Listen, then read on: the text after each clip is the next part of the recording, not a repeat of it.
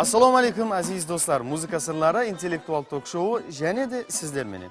Marhamat tanısыңlar, bugungi tok-showumuzning qatnashuvchilari bu albatta Qoraqalpog'istonga xizmat ko'rsatgan artist Rajiv Atajanov. Qoraqalpog'istonga xizmat ko'rsatgan artist Azima Usenova. Qo'sheli rayonlik madaniyat ham sport ishlari bo'limining xizmatkari Aybek Ubaydullayev. Aziz do'stlar, qo'shiqchilar albatta qo'shiqchi bo'lganlikdan qo'shiq aytadi. Hattoki har bir aytgan qo'shig'ini o'zlarining bar talantin, bar mehrin qo'shiqda aytadi. Lekin buning meni qo'shiqchilik hunarining barliq sirlarini mengirib olу mumkin emas. Hunar bu har qachonda izlanuvni talab etadi. Balkim ko'rkam hunarning alvon sirlari menen tanishtirib boruvchi bu muzika sirlari intellektual tok-showundagi Durkun so'rovlarga durust javob izlewning o'zida talant egalari uchun haqiqat izlanuvlarning biri desak qate bo'lmas. So'ning uchunda keling vaqtda turmasdan siz qatnashuvchilarga har taraflama sin nazar bilan bag'ib o'tirgan turishlarimiz bilan tanishib olamiz. Marhamat tanishinglar, O'zbekiston ham Qoraqalpog'iston ko'rkam hunar g'ayratkari, belgili kompozitor Najmiddin Muhammedinov.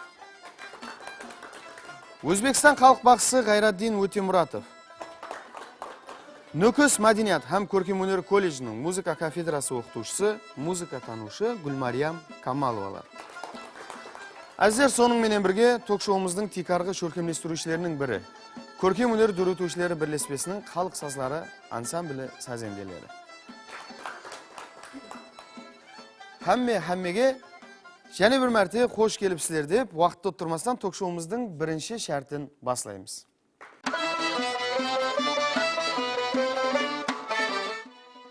Kim qancha so'rovga durust javob topa olar ekan? Aziz do'stlar, bu so'rovga javob topish uchun navbatda sazendelarga bersak. Agar tayyor bo'lsangizlar, tok-showumizning birinchi namasini tinglaymiz. Marhamat.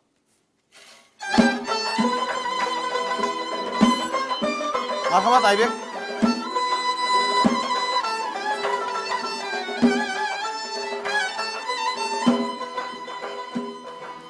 Aksın gül deydiler, senin adındı yâre, hazayaklı deydiler, aslı zatındı.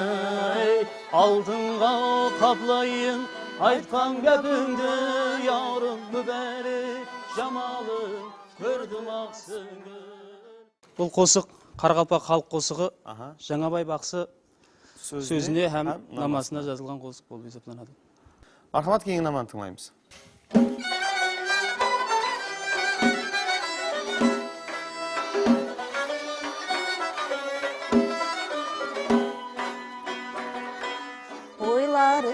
Alağıp ana saytamam, senin çok külkünde eslep kaytamam. Kölümde terbiyet var, nazlı şaykagan, şanıma jağımlı bahar samalı.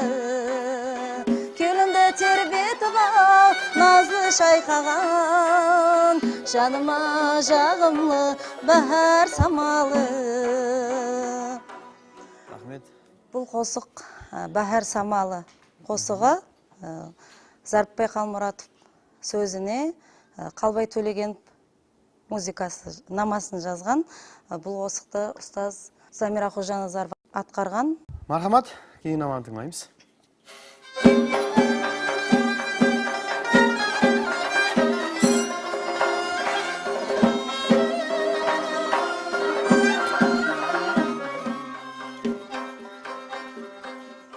Hoş iyisli kızıl kumның giyası, güzelliktің ağız galeriyası.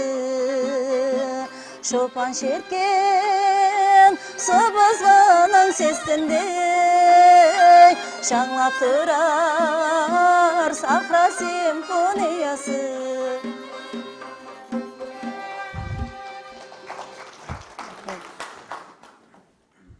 Бұл қосық туылған жер қосығы болып, сөзін Толбай Қабылов жазған, намасын Najmiddin аға Мұхаммединовке тиесілі. Рахмет жауаплар үшін. Мархамат, кейін наманы тыңлаймыз.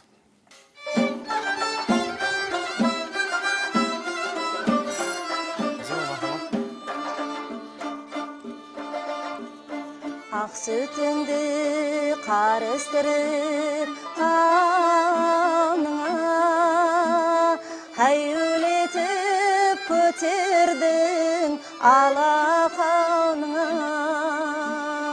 ақшамақ бесікті қойып жаныңа, ұйқыңды ұрлаушы мендір анажан, жаным анажан. Бұл қосық анажан қосығы болып, сөзі Ибраим Юсуповке тиесілі, намасы Әлімжан Халимовтікі. Рахмет жауаплар үшін. Мархамат, кейін наманы тыңдаймыз.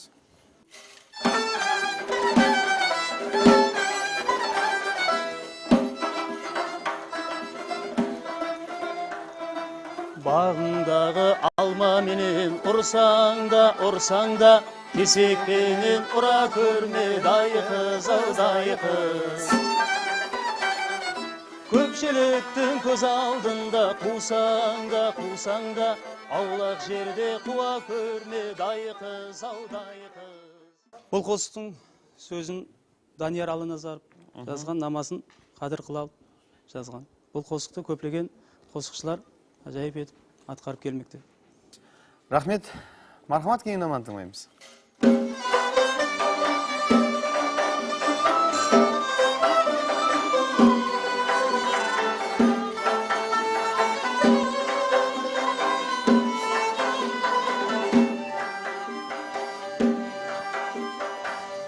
Бәршіден өзіңді сұлу деп танып, ашық болғанлығым өзіңе анық.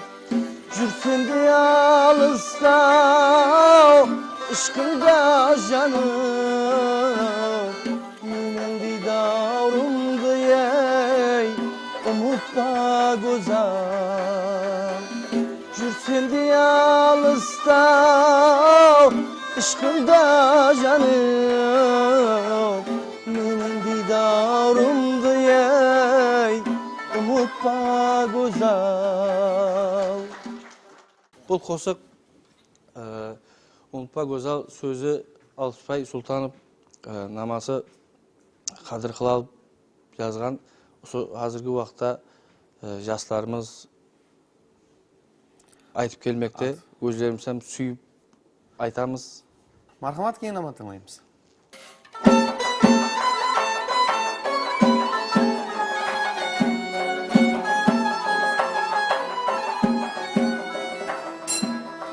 Мархамат, Разим. Бұл Пал Харесі деген қосық сөзі Шанияз Мамедниязов, намасы Абадан Сапарына.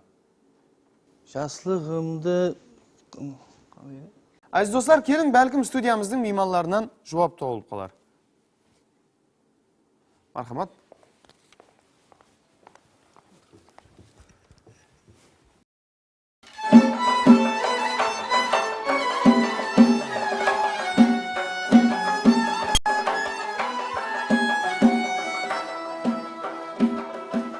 Şaslığımdı gün nuruna nurlautып,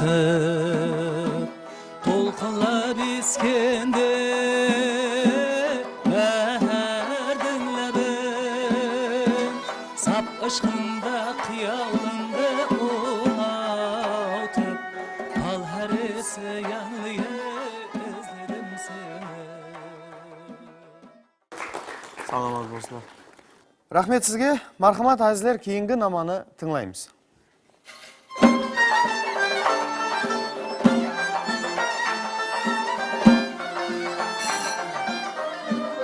Азима, мархамат. Есігінің алды ей, найманды ярым, найманның сағасы байланды ярым. Өзге біреулерді көлім бар меді, тойды тізлет десем ма, ойланды ярым. Бұл қосық Найманды ярым қосығы болып, Кеңесбай Каримов сөзіне, Ғани Аманиязов намасына Наймандиярым қосығы. Бұл қосықты ұстаз апамыз Қарақалпақстан һәм Өзбекстан халық артисті Мұрзагүл Сапаева атқарған. Қазіргі күнге келіп бірнеше қосықшы қызларымыз атқарып келмекте. Рахмет жауаплар үшін. Мархамат, кейін наман тыңлаймыз.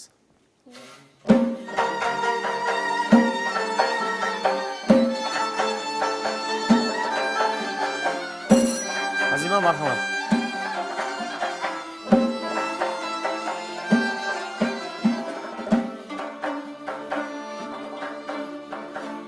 Жаздың пайызлы кешінде, жүрсем таза бақ ішінде. Кейінгі наманы тыңлаймыз. Раджи, мархамат.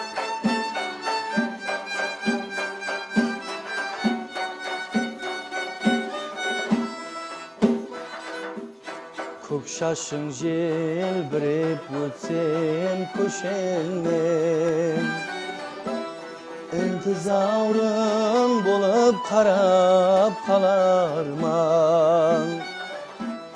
Көп көрінбей кетсең қоңсы жеңгеңнен, ләйлім қабаурыңды сорап тұрарман. Рахмет.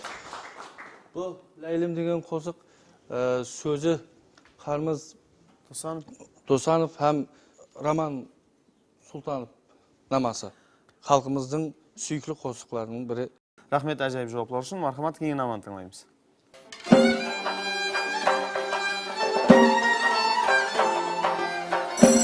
Азима, мархамат.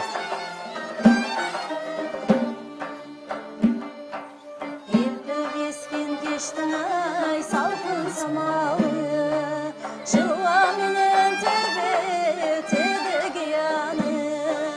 Яр жолында айсан емнің қиялы, тік тұрман бір келсеңші әуезі. Бұл қосық әуезім қосығы болып, Сапар Қожаниязов сөзіне, Жапақ Шамұратов намасына әуезім қосығы. Рахмет жауаплар үшін. Мархамат, кейін наман тыңлаймыз.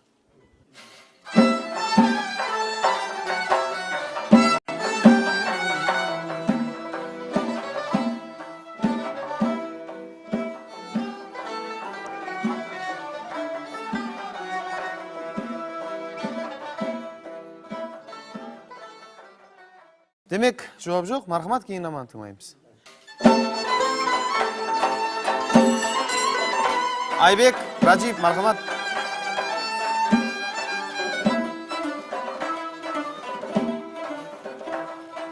Әмудің бойында тұрған қарындас, еуіл толы ұшы сазым бар саған. Сені ұшсам мен, еткендей талбасай, асау толқынлар һәм інтізар саған. Сені ұшсам мен, еткендей талбасай, асау толқынлар һәм інтізар саған. Бұл қосық, інтізар саған қосығы, бұл қосықтың сөзін Ибраим Юсупов жазған, намасын Кеңесбай Абдуллаев жазған. Рахмет, мархамат, кейін наман тыңлаймыз. Айбек, мархамат.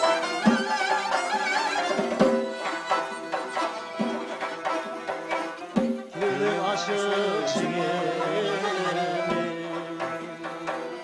Yegildim sualgan kız Apan suğa jümerdi Yegildim sualgan kız Apan suğa jümerdi Yegildim sualgan kız Рахмет. Бұл қосық, Кегелден суалған қыз қосығы, бұның сөзін Өмірбай Қожанов жазған, намасын Мархабай Жемұрат жазған. Рахмет жауаплар үшін. Әзіз достар, сұраулар бар жерден әлбетте жауаплар да табылады. Лекін бұл жауаплардың бәрі де дұрыс болуы мүмкін бе? Бұл сұрауға әлбетте Өзбекстан һәм Қарақалпақстан республикаларының көркем өнер қайраткері һәм меміздің ұстазымыз Нажмадин Мұхаммединов жауап береді. Бүгінгі кезектегі музыка сырлары ток-шоуымыздың қатысушылары һәммеңізге белгілі халқымыздың сүйікті қосықшылары. Расын айтып кетуіміз керек. Осындай көрсетулеріне қатынасып тұрса, елі де көбірек білетін болады деген мен үміттемін.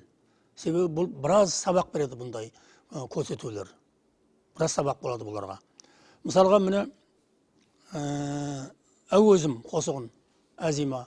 Дұрыс айттың, қосығынан жақсы айттың, бірақ сүймегенге сүйкінбе деген халқымыздың атақлы пьесасынан әрия болып есептелінеді әуезім деген. Соны айту керек еді, соны айтпай кеттіңіз. Басқа да міне Айбек болсын, біздің Раджип болсын, авторларды жақсы білмей жатырсыздар. Солай етіп, бірінші қатынасушымыз Атажанов Раджип 20 балл топлады. Екінші қатынасушымыз Азима Үсенова 37 балл топлады. Үшінші қатынасушымыз Убайдуллаев Айбек 37 балл топлады. Рахмет бақылаулар үшін, әлбетте жақсы нәтиже және де алдыға талпындырады. Құрметлі қатынасушылар, талпынысты жаздырмастан және де алдымызда күтіп тұрған екінші шәртіміздегі сұрауларға өтеміз.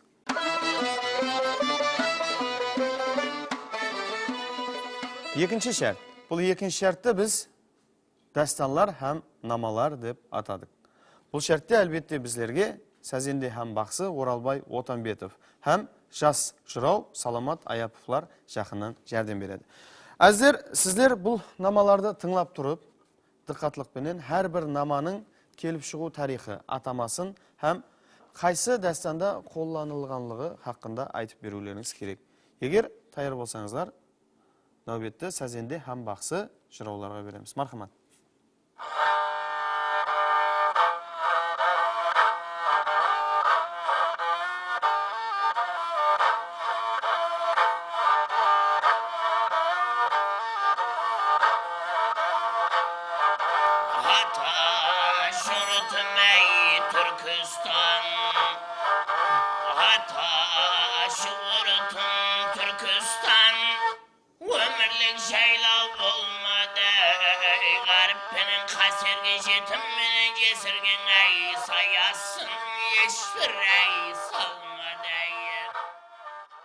Мархамат Айбек.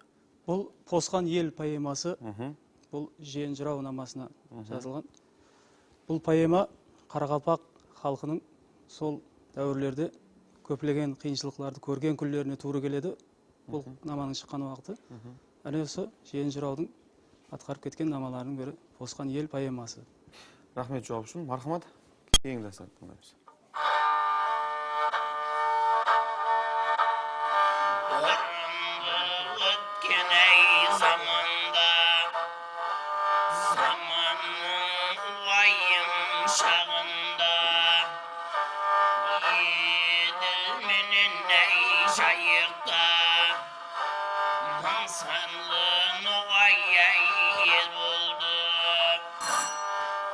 Азима, мархамат, рахмет.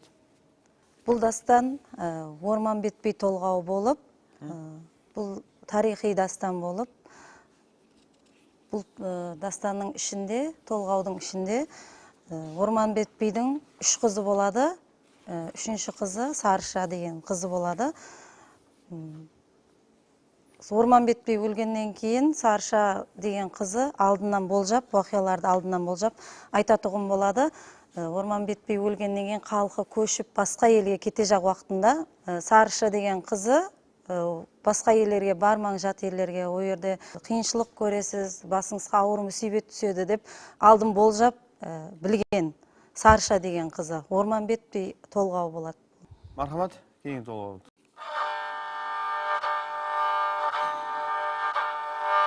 Кетер болдық енді ай біздер басалып, қош аман бол бізден ай қалдың бұзатау, қошласалы қарай ай.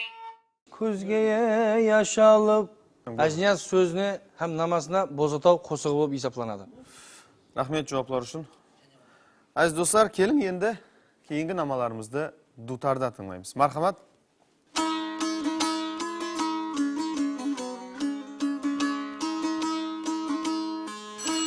Marhamat Aybek. Бұл нама Дадалыңның қосығы намасы. Бұл наманы көплеген қосықшылар атқарып, бақсылар атқарып келмекте қазіргі күнде. Толық жауап жоқ. Marhamat, keyingi namаны tыңлаймыз.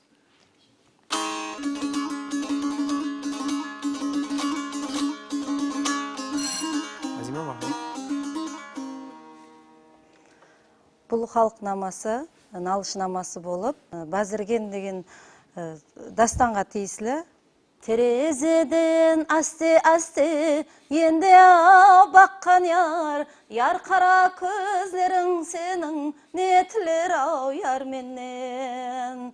Ширін жаным ұшқотына енді жаққан яр қара көзлерің сенің нетілер ау менен. Рахмет жауап үшін. Marhamat, keyingi namаны tыңлаймыз.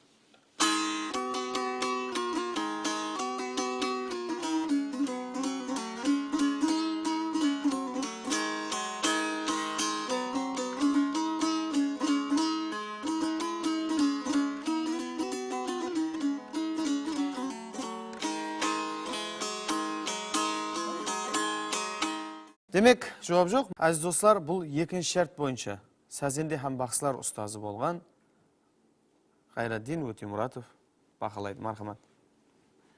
Hürmetli dostlarım, mine birgelikte katnaşuşlarımızın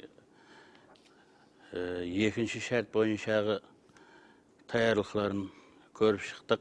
Өтініш деп айтпақшыман, бұл талантлы қосқышыларымыз, халықтың сондай алғысына миясар болып келатырған қосқышыларымыз тарихи жырларымызды, тарихи қосқыларымызды еледе олардың тарихтағы қандай орын тұтқанларын еледе тереңірек түсіндіріп кеткенде, әлбетте бұл сіздерден біздер тамаша қылып отырған тамаша көйлеріміз үшінен бір жақсы мағлуматлар алған болар еді.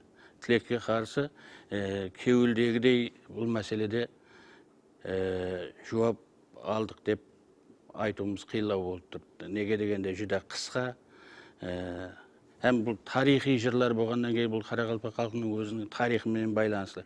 Мысалға Бозатау қосығы деп айтылып жатырыпты, бірақ Бозатау қосығы болғанмен бұл Әжнияз бабамыздың сондай Бозатау хақындағы үлкен трагедиялық поэмасы.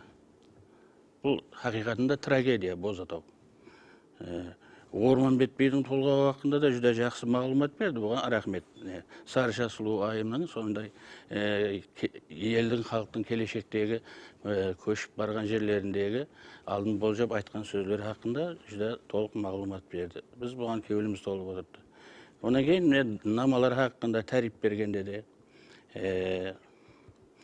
жүдә жақсы тәріп берілді. Міне жюри ағзалары менен ойласқан халда Раджип Атажановқа 10 балл, Азима Үсеноваға 19 балл, Айбек Уайлаевқа 17 балл қоюды мақұл көрдік. Һәм де міне Сәрбіназ намасына бұл хақында еш мағлұмат берілмеді. Бұл да халық намаларына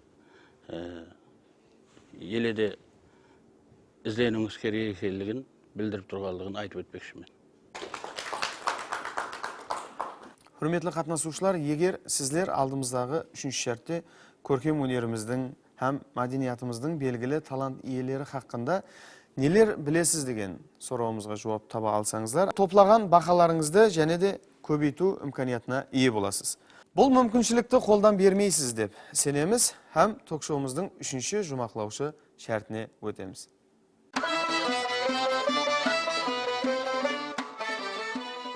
Үшінші шарт, бұл үшінші шартты халқымыздың әдебияты, мәдениеті һәм көркем өнеріне салмақлы үлес қосқан инсанлар хақында қанша һәм қандай мағлұматқа ие екенлігіңіз есапқа алынады. Егер таяр болсаңыздар, мониторда көрсетілген инсанларды танып һәм олар хақында олардың дүр өтушілік өмірі хақында мағлұмат берулеріңіз керек. Егер таяр болсаңыздар, мархамат, диqqatli мониторға қаратамыз. Şairçılığı sözümden dürüşestirilen 70 yaş. Kan zamanı kanedi, avukatla bu tanede, yürüme yol taredi. Бұл шайыр Садық Нұрымбетов 1900 жылы Кегейлі районында дүнияға келеді. 20-шы асырдың басларындағы ең белгілі Қарақалпақ шайыры. Бұл Садық шайырдың ұстазы өзінің ағасы Сыдық шайыр болады. 1939 жылларға келіп жазушылар ақауына ағза болады. Садық Нұрымбетовтың шығармалары Пірманбайдың Диханлары, Әбей Сағал деген сатиралық шығармалары бар. 1971 жылы дүниядан өтеді. Мархамат, кейін көріністі көреміз.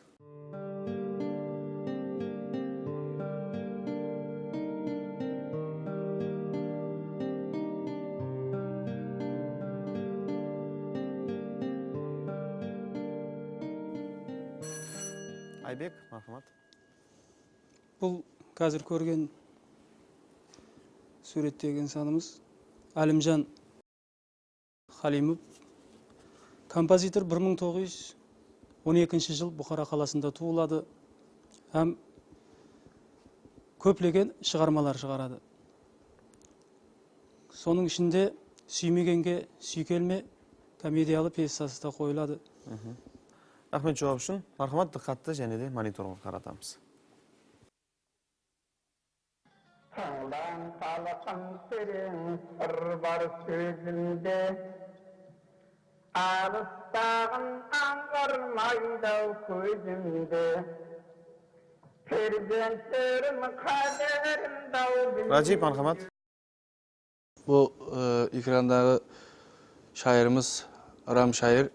Kısa hem şair bu hesaplanады. Dastanlarda өзінің шығармаларын қысақалық жолымен атқарып келген.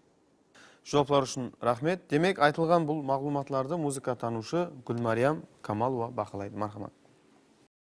Рам шайыр хақында мағлұмат берді. Рам шайыр арзы ұлы деп толықтырып кеткен жүда орылы болар еді. Халық бұны кеңінен тану керек деп ойлаймын.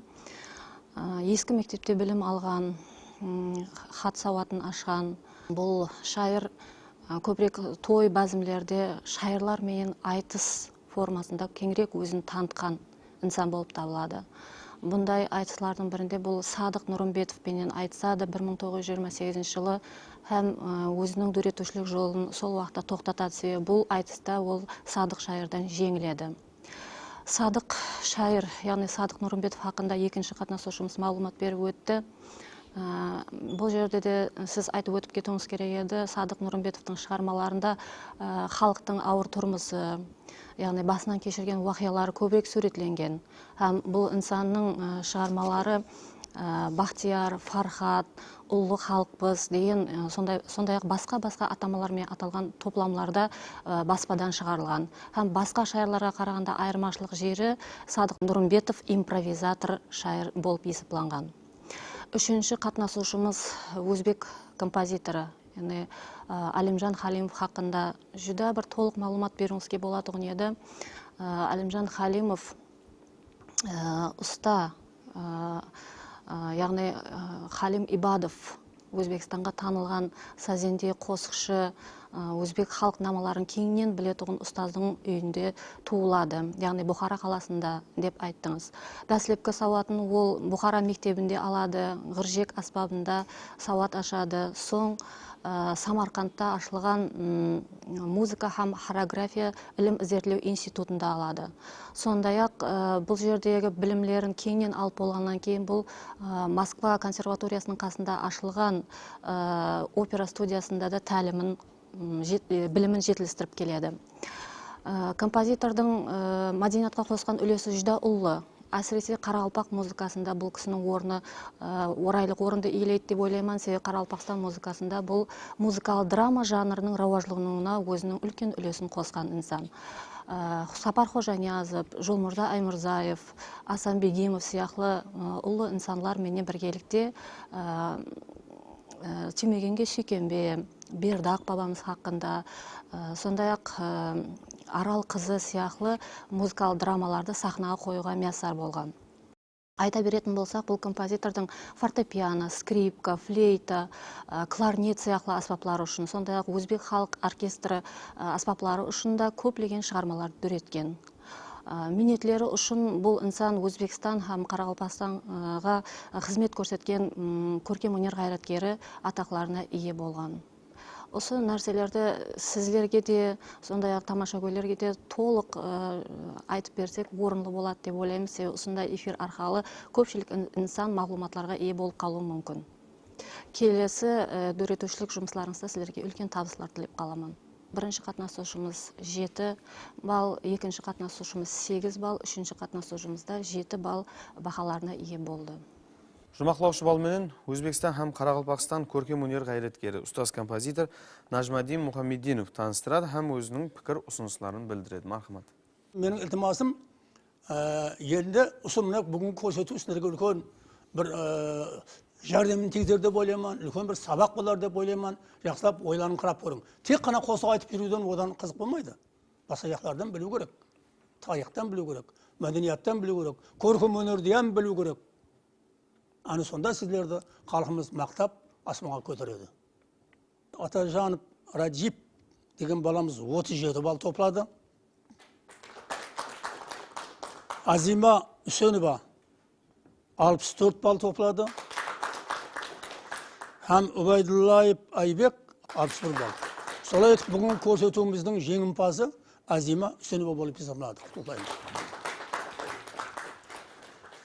Рахмет. Міне осы орында қатынасушыларымыздың да ток-шоуымыздан орын алған сұраулары хақында бүгінгі ток-шоуымыздың жеңімпазы Азима Үсеновадан тыңласақ. Мархамат. Бұл көрсетуді көріп отырған уақытта бір инсанға, адамға бір аңсаттай түйіледі. Анық осы жерге келіп қатынасатын уақытта бәрібір қиыншылық болады екен. Білген қосықларында қате орын алмастырып айтып жатырды. Бәрібір бұл жерге келіп қатынасқан уақытта албыраушылығам болады, қиыншылығам болады. Ұстазларымыздың айтып жатқан пікірлері біздерге сабақ болады. Рахмет ажайып пікірлеріңіз үшін. Міне әз достар, көзді ашып жұмғанша музыка сырлары интеллектуал ток-шоуының бүгінгі саныда өз жұмағына жетті. Бүгін бар мүмкіншілігіменен сұрауларға жауап таба алған бұл үш қатынасушымызға ізденіс жолында талантыңыз талмасын дейміз. Музыка сырлары ток-шоуының кейінгі салаларында және де дидар көріскенше сау, саламат болың.